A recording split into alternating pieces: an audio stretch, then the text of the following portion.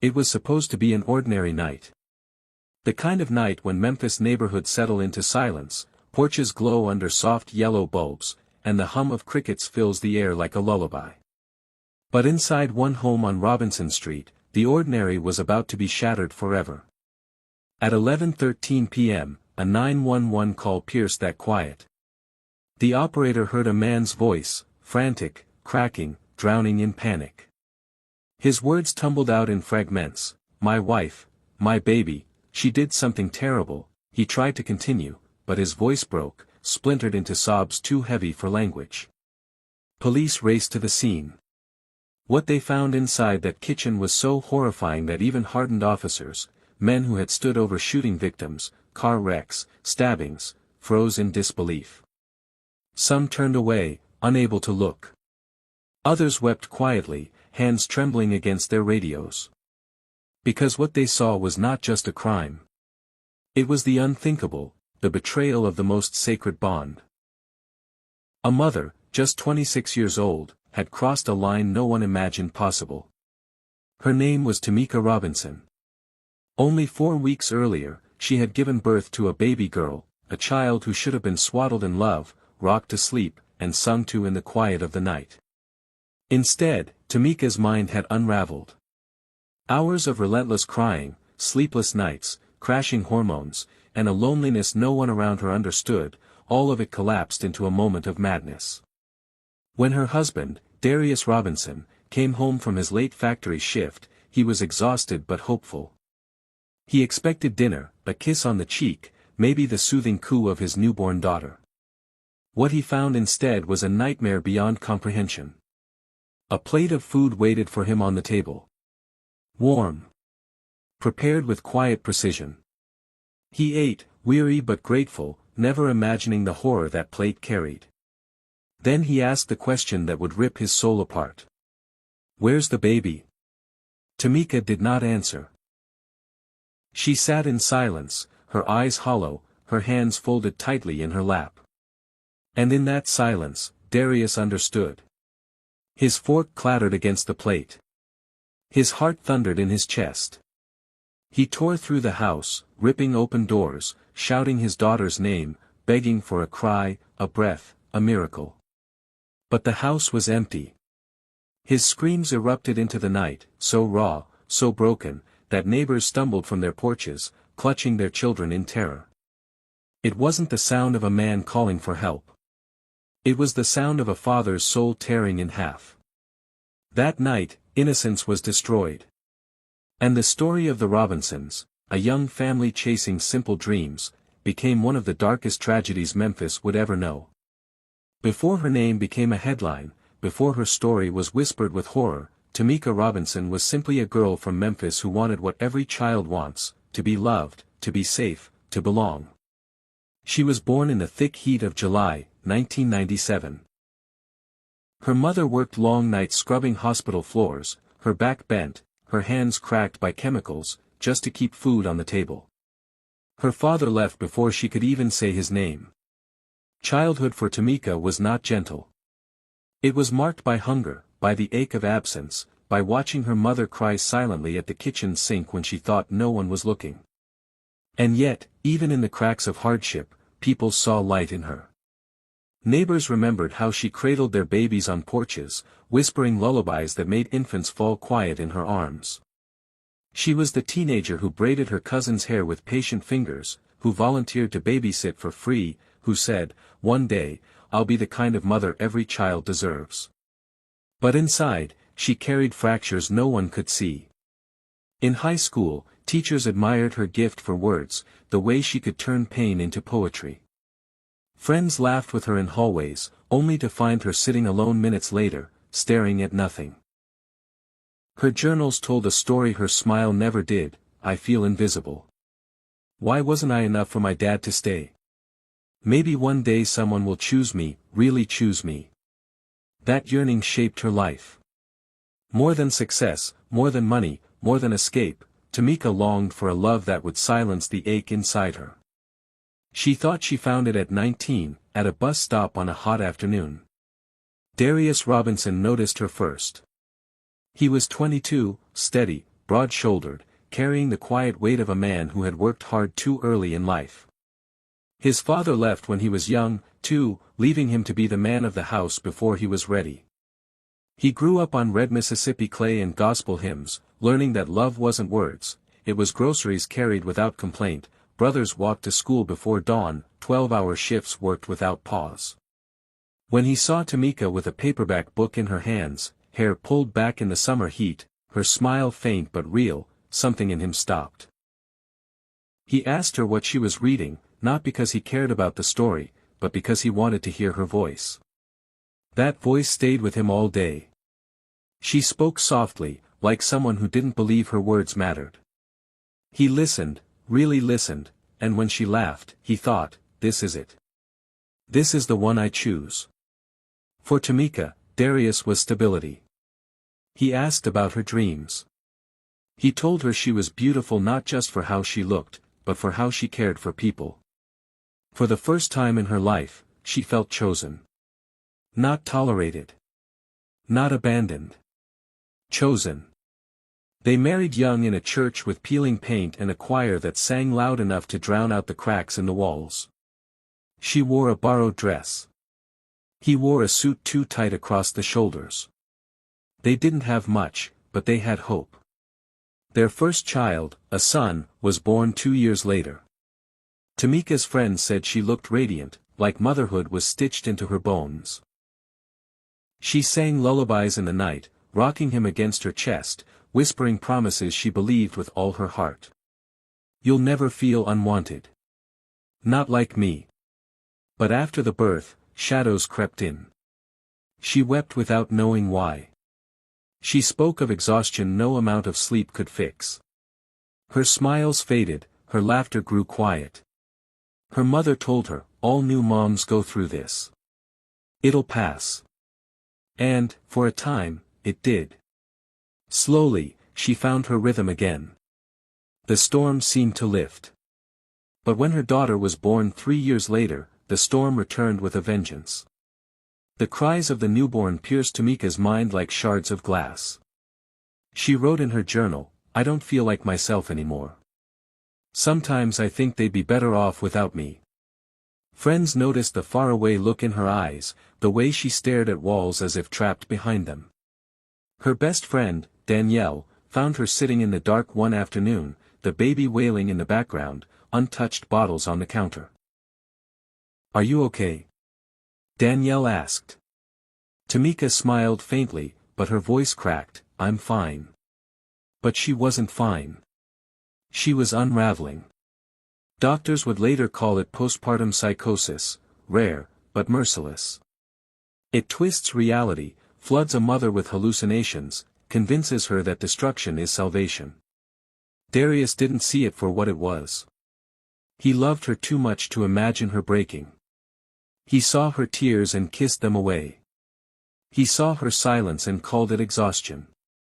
He prayed on his lunch breaks, whispering, God, keep my family together. He believed love was enough to fight storms he couldn't name. But storms don't lift when they are ignored. And in the Robinson home, the storm was already breaking through the walls. August heat pressed heavy against Memphis that night. Inside the Robinson home, the air felt thicker, heavier, as though even the walls were bracing for something unspeakable. The baby's cries began just after sunset. Thin, sharp, relentless. To most, the sound of a newborn is the sound of life. But to Tameka Robinson, already drowning in a storm no one around her could see, each wail felt like a blade, slicing through the fragile threads of her sanity. She rocked the baby. She whispered. She prayed. Nothing worked. Hours blurred.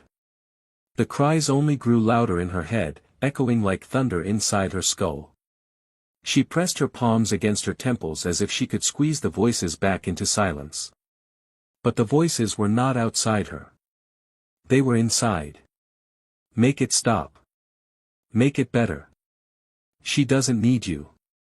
The journal on the counter bore her final words in jagged ink, I can't do this anymore. Her hands trembled as she carried the baby into the kitchen. Shadows stretched long across the floorboards. She muttered broken apologies, words no one else could hear. "I'm sorry.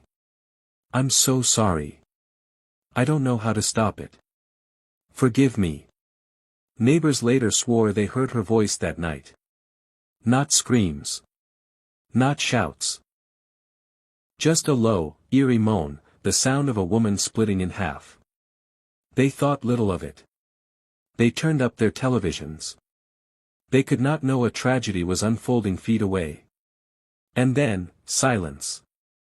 The baby's cries, once piercing, fell quiet. The house stilled. The clock ticked mercilessly forward. Outside, the world went on, cars on the highway, crickets in the grass, porch lights flickering. But inside the Robinson home, innocence had been extinguished. Hours later, the front door creaked open. Darius Robinson stepped inside, body aching from another 12-hour shift at the factory. His hands smelled faintly of oil, his boots heavy with the dust of labor. All he wanted was the comfort of his home, the warmth of his wife, the laughter of his toddler, the soft coo of his newborn. The house was quiet. Too quiet. On the kitchen table sat a plate of food. Warm. Waiting. Prepared by the woman he trusted more than anyone in this world. Tameka sat across from him, her body rigid, her eyes hollow. "Eat," she whispered. He smiled faintly, weary but grateful. He took a bite, not knowing what truth sat on that plate. Not knowing what horror had already stolen his family's future. He swallowed. He sighed. He believed, for one fleeting second, that he was safe in the arms of home. Then he asked the question that would tear his soul in two. "Where's the baby?" The silence that followed was heavier than any scream. His fork clattered against the plate. His chest tightened. He looked at her face, blank, vacant, lost. And in that instant, before his feet even moved, before his mouth formed the words, he knew. He tore through the house, flinging open doors, searching blankets, calling his daughter's name in frantic gasps. He prayed to hear even the faintest cry, the smallest breath. But there was nothing. The silence swallowed him whole. And then it came, the scream. Not a scream for help. Not a scream for answers. But a scream torn from the depths of a man's soul. It ripped through the walls, out into the night air, a sound so raw that neighbors stumbled from their porches, clutching their children, trembling as they whispered, "What happened? Oh God, what happened?" When officers arrived minutes later, they found Darius collapsed on the living room floor. His fists pounded the hardwood until his knuckles bled.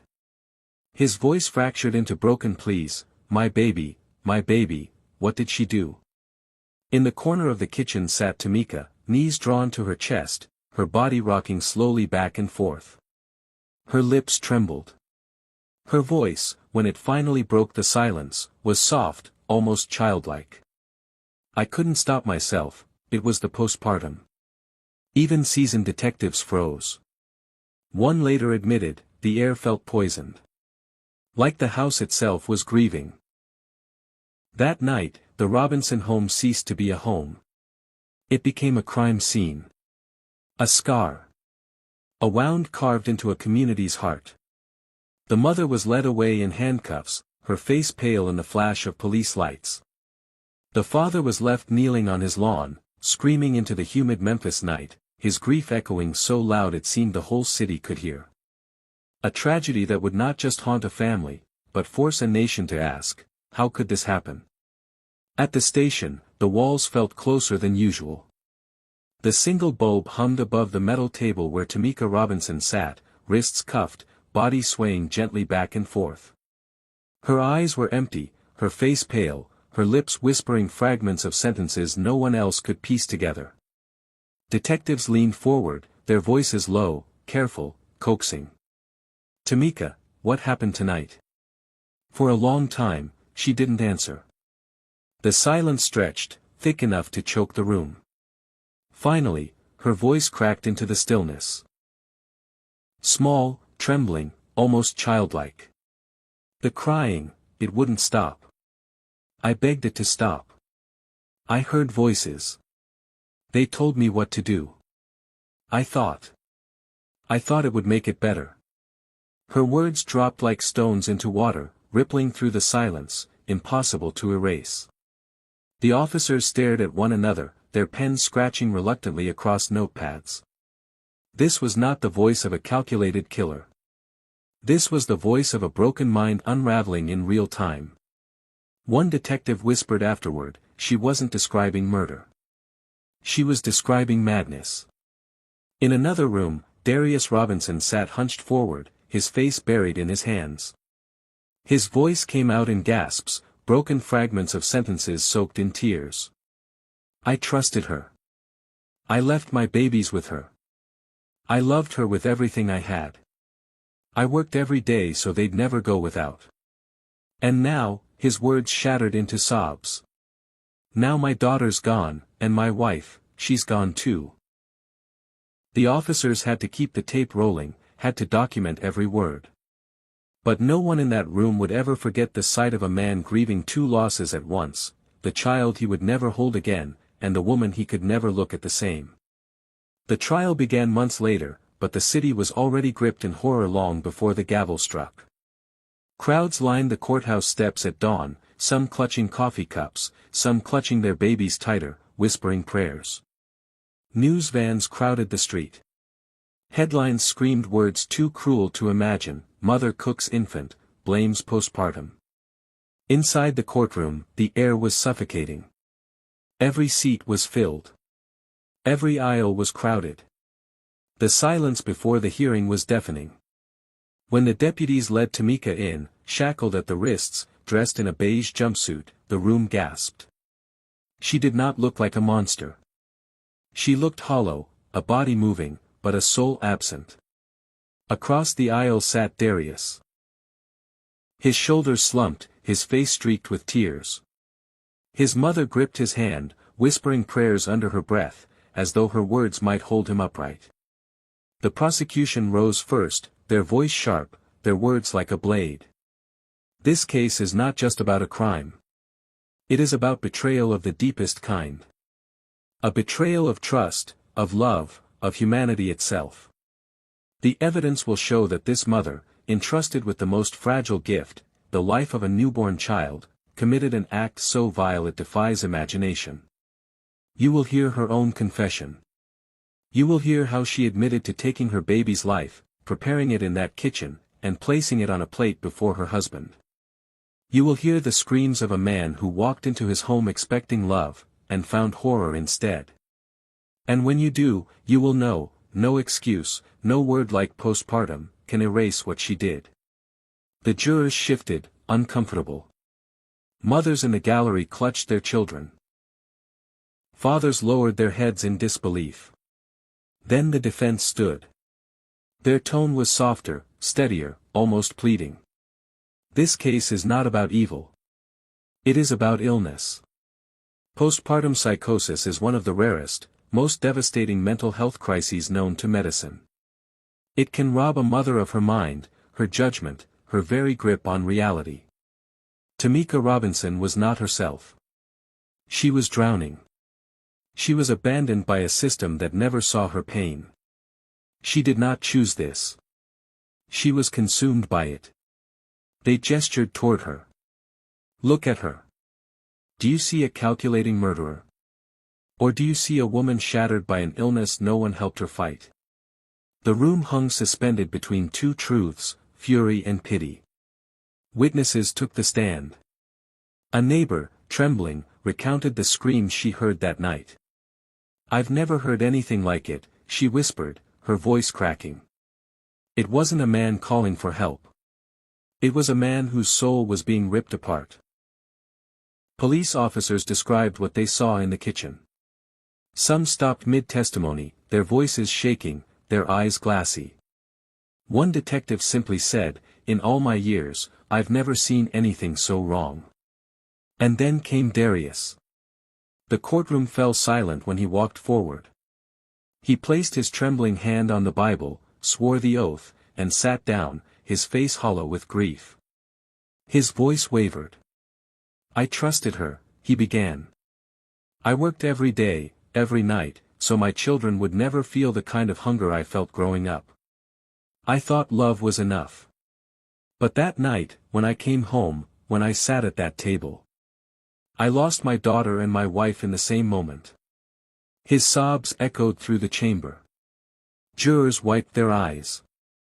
Even the judge lowered his gaze, heavy with sorrow. Finally, Tameka herself took the stand.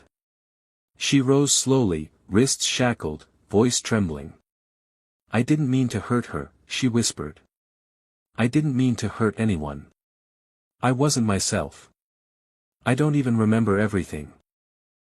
I only remember the crying that wouldn't stop.